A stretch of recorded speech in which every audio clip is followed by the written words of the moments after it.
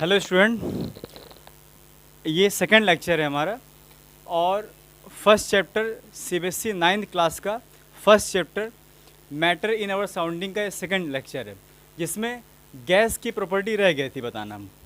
तो गैस की प्रॉपर्टी क्या होती है? फर्स्ट प्रॉपर्टी क्या होती है? Indefinite size, shape and volume. Gas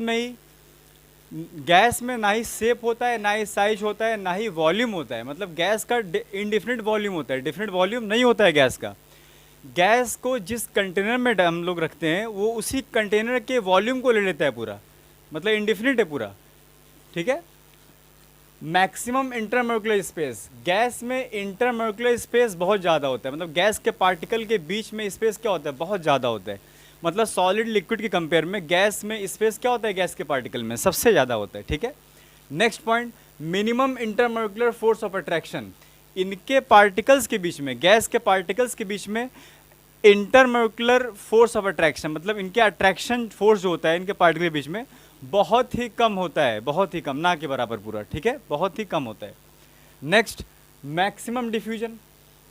diffusion इनमें बहुत ज़्यादा होता है। गैस में डिफ्यूजन वाली जो प्रॉपर्टी होती है बहुत ज़्यादा होती है। ठीक है, मतलब एक दूसरे में मिक्स होने वाली प्रॉपर्टी, क्योंकि इनमें स्पेस बहुत ज़्यादा होता है, खाली जगह बहुत ज़्यादा होती है इनके बीच में, तो इसीलिए इजीली क्या होते हैं? मिक्स हो जाते हैं।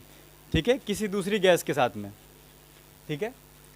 मिनिमम डेंसिटी, इनकी डेंसिटी क्या होती है? मिनिमम होती है। जैसे हम पहले लेक्चर में हम कह चुके हैं, डेंसिटी क्या होती है? The number of molecule per unit volume. तो अगर एक पर यूनिट वॉल्यूम अगर हम देखें तो उसमें गैस के पार्टिकल क्या होते हैं? बहुत कम होते हैं, क्योंकि बहुत दूर दूर होते हैं। ठीक है। Next point, maximum kinetic energy. ठीक है, काइनेटिक एनर्जी इनकी मैक्सिमम होती है, क्योंकि काइनेटिक एनर्जी होती क्या है? काइनेटिक एनर्जी मोशन पर डिपेंड करता है, पार्टिकल के मोशन पर। जिनके पार्टिकल जितना ज़्यादा मूव करते हैं, मोशन में रहते हैं, रैंडम मोशन में रहते हैं, तो समझ लो उनके पार्टिकल के पास में उतनी ज़्यादा क्या है? काइनेटिक एनर्जी है। ठीक है, तो गैस के पार्टिकल्स के पास में सबसे ज़्यादा क्या होती है? काइनेटिक एनर्जी होती है। ठीक है। नेक्स्ट पॉइंट क्या है? Maximum compressibility. इनमें कंप्रेशन क्या होता है? मैक्सिमम होता है। ऑब्वियसली मैक्सिमम होगा कंप्रेशन, क्योंकि इनके पार्टिकल्स के बीच में क्या होता है? स्पेस बहुत ज़्यादा होता है, तो इनमें कंप्रेशन क्या होगा? बहुत ज़्यादा होगा। ठीक है। अब नेक्स्ट एक टॉपिक है, उसको हम डिस्कस करने जा रहे हैं, इंटर कन्वर्जन ऑफ स्टेट। जैसे कि हम लोग पहले ही पढ़ चुके हैं, सॉलिड, लिक्विड और गैस, तीन स्टेट होते हैं। ठीक है, मैटर के फिजिकल क्लासिफिकेशन के अकॉर्डिंग। अब इनको कैसे एक दूसरे में कन्वर्ट करते हैं, ठीक है, उसको पढ़ना है। तो उसको पढ़ने के पहले कुछ बेसिक टर्म्स के बारे में जानना बहुत ज़रूरी है। ठीक है। सबसे पहला क्या होता है? मेल्टिंग। मेल्टिंग टर्म क्या होता है? मेल्टिंग मतलब क्या होता है? Melting, the temperature at which solid changes into liquid at atmospheric pressure. वो टेम्परेचर जिस पर सॉलिड जो है वो लिक्विड में कन्वर्ट हो जाता है, कन्वर्ट हो जाता है, बदल जाता है मतलब। ठीक है, याद रखना, लेकिन एटमॉस्फेरिक प्रेशर पर ये काम होगा। ठीक है, एटमॉस्फेरिक प्रेशर मतलब जो अभी हमारे सराउंडिंग जो प्रेशर है, एटमॉस्फेरिक प्रेशर, उसको स्टैंडर्ड माना जाता है। ठीक है। देन सेकेंड पॉइंट क्या है? फ्रीजिंग। फ्रीजिंग क्या होता है? The temperature at which liquid changes into solid. Freezing क्या होता है? The temperature at which liquid जो है सॉलिड में कन्वर्जन होना। ठीक है, वो टेम्परेचर जिस पर लिक्विड जो है वो सॉलिड में कन्वर्ट होता है। ठीक है, इसके लिए भी क्या होना चाहिए? एटमॉस्फेरिक प्रेशर होना चाहिए, मतलब फिक्स होना चाहिए एटमॉस्फेरिक प्रेशर। ठीक है, एटमॉस्फेरिक प्रेशर पर ही सब कुछ हम देखते हैं, फ्रीजिंग, मेल्टिंग, ठीक है, बॉइलिंग, स्टैंडर्ड होता है ये। ठीक है, इसके बाद फिर क्या है? Next, boiling.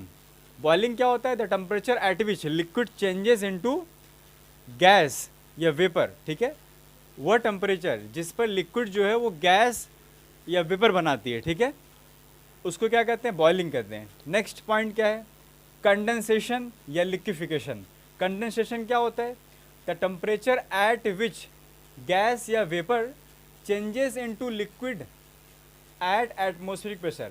वह टेम्परेचर जिस पर गैस या फिर कोई वेपर वो किस में कन्वर्ट होती है, किससे बदलती है? लिक्विड में। उस टेम्परेचर को क्या कहते हैं? कंडेंसेशन कहते हैं। ठीक है, या लिक्विफिकेशन कहते हैं। ठीक है, उस प्रोसेस को कंडेंसेशन या लिक्विफिकेशन कहते हैं मेनली। ठीक है। सब्लिमेशन क्या होता है? ये कौन सी प्रोसेस होती है? सब्लिमेशन। सब्लिमेशन में क्या होता है? The conversion of solid into gas या वेपर। ठीक है, कन्वर्जन इसमें किसका होता है? सॉलिड जो है वो गैस या वेपर में डायरेक्टली कन्वर्ट होता है, मतलब इसमें without undergoing into liquid state, मतलब इसमें लिक्विड स्टेट नहीं बनता है। ऐसा नहीं होता है कि पहले सॉलिड से लिक्विड या लिक्विड से गैस तब होता है, ऐसा नहीं। सॉलिड से क्या होता है, डायरेक्ट कन्वर्जन किस में होता है, सॉलिड से गैस में कन्वर्जन होता है, ठीक है, डायरेक्ट सब्सटेंस का। ऐसे सब्सटेंस कौन कौन से होते हैं, सब्लिमेबल सब्सटेंस, मतलब ऐसे कौन कौन से सब्सटेंस होते हैं जानते हैं हम लोग, जैसे कैम्फर होता है, कपूर, नैप्थलीन, आयोडीन, ये सब इसके एग्जाम्पल हैं। सब्लिमेशन होता है इनमें, ठीक है, मतलब ये डायरेक्ट सॉलिड से गैस बनाते हैं, ठीक है। इसके बाद फिर क्या है, सॉलिडिफिकेशन एक टर्म है। सॉलिडिफिकेशन क्या होता है process, the conversion of gas या vapour into solid at atmospheric pressure, ठीक है। एटमॉस्फेरिक को हमने शॉर्ट में एटीएम लिख दिया, ठीक है, eight atmospheric pressure the conversion of gas या वेपर इनटू सॉलिड, गैस या वेपर का कन्वर्जन सॉलिड में होना, उसको कहते हैं सॉलिडिफिकेशन, ठीक है। आ रहा है समझ में। नेक्स्ट फिर अब हमको पढ़ना है, ये फ्लो चार्ट पढ़ना है, ठीक है। अब इसमें हमने ये दिखाया कि सॉलिड, लिक्विड और गैस को लिया है हमने, ठीक है। तो सॉलिड से लिक्विड में कन्वर्ट होने के प्रोसेस को क्या कहते हैं, मेल्टिंग, ठीक है। और लिक्विड का गैस में कन्वर्जन क्या होता है, बॉइलिंग, उस प्रोसेस क्या बोलते हैं, बॉइलिंग, है ना। वापस अगर हम बात करें रिवर्स प्रोसेस, अगर बात करें रिवर्स अगर देखें तो गैस का लिक्विड में कन्वर्जन होना क्या कहलाता है, कंडेंसेशन या फिर लिक्विफिकेशन, ठीक है। बॉइलिंग का और एक नाम क्या होता है, वेपराइजेशन। बॉइलिंग और वेपराइजेशन दोनों सेम टर्म है। और अगर लिक्विड हमारे पास में, लिक्विड से अगर सॉलिड में कन्वर्जन हो रहा है तो उसको कहते हैं फ्रीजिंग, कहते हैं उसको, ठीक है। आ रहा है समझ में। अब यहाँ पर हमने देखो सब्लिमेशन को भी दिखाया है, सॉलिड से डायरेक्टली गैस में कन्वर्जन क्या होता है, सब्लिमेशन, ठीक है। अब यहाँ पर देखो हमने ये एक और इम्पॉर्टेंट पॉइंट लिखा है, सॉलिड से लिक्विड में जब भी कन्वर्जन होता है तो हीट की रिक्वायरमेंट होती है, मतलब हीट चाहिए होता है, हीट एब्जॉर्ब करता है सिस्टम, मतलब सॉलिड जो है वो हीट एब्जॉर्ब करता है, तब वो क्या बनाता है, लिक्विड बनाता है। अच्छा, हीट एब्जॉर्ब होना मतलब टेम्परेचर जब बढ़ाते हैं तब हीट एब्जॉर्ब होता है, ठीक है। सॉलिड को जब टेम्परेचर देंगे, इसको जब टेम्परेचर प्रोवाइड करेंगे, मतलब हीट प्रोवाइड करना, ठीक है, तब ये सॉलिड से क्या हो रहा है, लिक्विड में कन्वर्जन हो रहा है, ठीक है। और लिक्विड का गैस में कन्वर्जन होना, फिर से इसमें क्या लगेगा, हीट की रिक्वायरमेंट होती है, मतलब फिर से लिक्विड क्या होगा, हीट एब्जॉर्ब करेगा, तब वो लिक्विड जो है गैस में कन्वर्ट करेगा, ठीक है। आर एस में कन्वर्ट होगा। तो हीट यहाँ पर भी रिक्वायरमेंट है, मतलब यहाँ पर भी टेम्परेचर को बढ़ाना पड़ेगा हमको, हीट देना मतलब टेम्परेचर बढ़ाना, ठीक है। अब हम रिवर्स बात करें अगर, ठीक है, वापस गैस से अगर लिक्विड में अगर हम जा रहे हैं तो इसका मतलब क्या है, कौन सा प्रोसेस है, कूलिंग, कूल करना मतलब, ठीक है। कूलिंग मतलब क्या होता है, टेम्परेचर को लो करना, डिक्रीज करना, ठीक है। अगर लिक्विड से अगर फिर से सॉलिड में अगर हमको जाना है तो फिर से क्या करेंगे, लिक्विड को फिर से फर्दर हमको कूल करना पड़ेगा, ठीक है। तब वो लिक्विड को कूल करना मतलब टेम्परेचर को लो करना, ठीक है, डिक्रीज करना, तो वो लिक्विड क्या होगा, फिर से सॉलिड में कन्वर्ट होगा। इसके बाद फिर देखो हम यहाँ पर एक पॉइंट लिखें, फ्रॉम लेफ्ट टू राइट। देखो लेफ्ट से अगर राइट की तरफ अगर हम देखें जाएं अगर, तो काइनेटिक एनर्जी क्या हो रही है, इंक्रीज हो रही है। क्या हो रही है, काइनेटिक एनर्जी इंक्रीज हो रही है, क्योंकि टेम्परेचर क्या हो रहा है, हम हर स्टेप में क्या कर रहे हैं, दे रहे हैं टेम्परेचर दे रहे हैं, ठीक है। तो इसीलिए टेम्परेचर देना मतलब क्या हो रहा है, टेम्परेचर देने से क्या होता है, काइनेटिक एनर्जी बढ़ जाता है पार्टिकल्स का, ठीक है। टेम्परेचर जैसे ही अगर तुम किसी भी पार्टिकल्स को या सब्सटेंस को प्रोवाइड करते हो तो उनके पार्टिकल क्या होते हैं, उनके पार्टिकल के पास में काइनेटिक एनर्जी और बढ़ जाती है, ठीक है। काइनेटिक एनर्जी के बढ़ने से मतलब क्या है कि उनके बीच में समझ लो और मोशन बढ़ रहा है उनमें, ठीक है, उनके पार्टिकल में मोशन और बढ़ रहा है, मतलब और वो रैंडम मोशन में मूव करना चाहते हैं, ठीक है, अपने मोशन को और बढ़ाते हैं। काइनेटिक एनर्जी का बढ़ना मतलब ये होता है, ठीक है। और ये किससे मिलता है, टेम्परेचर के बढ़ने से ये होता है, आता है, ठीक है।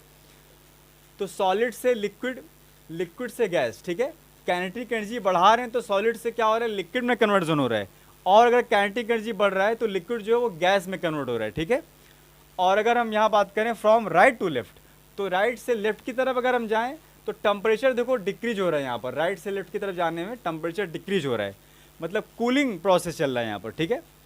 और इस कंडीशन में क्या हो रहा है, काइनेटिक एनर्जी क्या हो रहा है, पार्टिकल्स का डिक्रीज हो रहा है, पार्टिकल्स का काइनेटिक एनर्जी क्या हो रहा है, डिक्रीज हो रहा है, मतलब पार्टिकल के बीच में जो स्पेस है वो कम होते जा रहा है हर स्टेप में, ठीक है। गैस में सबसे ज़्यादा स्पेस है, लिक्विड में और कम स्पेस हो गया, सॉलिड में सबसे कम स्पेस हो गया, ठीक है। रैंडम में मोशन जो है उनका और डिक्रीज हो रहा है, ठीक है, मोशन क्या हो रहा है और कम होते चला जा रहा है हर स्टेप में, ठीक है। अब यहाँ पर देखो कुछ हमने पॉइंट्स लिखवाए, इंपॉर्टेंट पॉइंट्स है, ठीक है।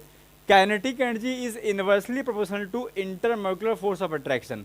जितना ज़्यादा काइनेटिक एनर्जी होगा किसी भी स्टेट का, ठीक है, जैसे गैस में क्या होता है, सबसे ज़्यादा क्या होता है, काइनेटिक एनर्जी होता है, इसीलिए उनका इंटरमॉलिक्यूलर फोर्स ऑफ अट्रैक्शन क्या होता है, बहुत ही वीक होता है, कम होता है। इन्वर्सली का रिलेशन है। डिफ्यूजन अगर मान लो है, टेम्परेचर बढ़ाने से क्या होता है, डिफ्यूजन और बढ़ता है, ठीक है।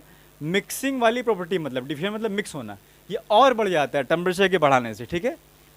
तो डायरेक्टली का रिलेशन है। काइनेटिक एनर्जी का बढ़ना मतलब टेम्परेचर का बढ़ना, टेम्परेचर का बढ़ाना मतलब काइनेटिक एनर्जी का बढ़ जाना, ठीक है।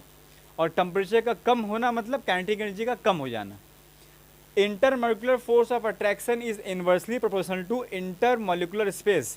इंटरमॉलिक्यूलर फोर्स ऑफ अट्रैक्शन जितना ज़्यादा होगा और तो फिर क्या होगा, उनके पार्टिकल्स के बीच में स्पेस उतना ही कम होगा, मतलब उल्टा रिलेशन है, इन्वर्सली का रिलेशन है। तो ये पॉइंट्स तुमको सब याद रखना है, ठीक है। आ रहा है समझ में। फर्स्ट लेक्चर हमने पहले डाल चुके हैं वीडियो में अपने यूट्यूब चैनल में, और ये सेकंड लेक्चर है, ठीक है।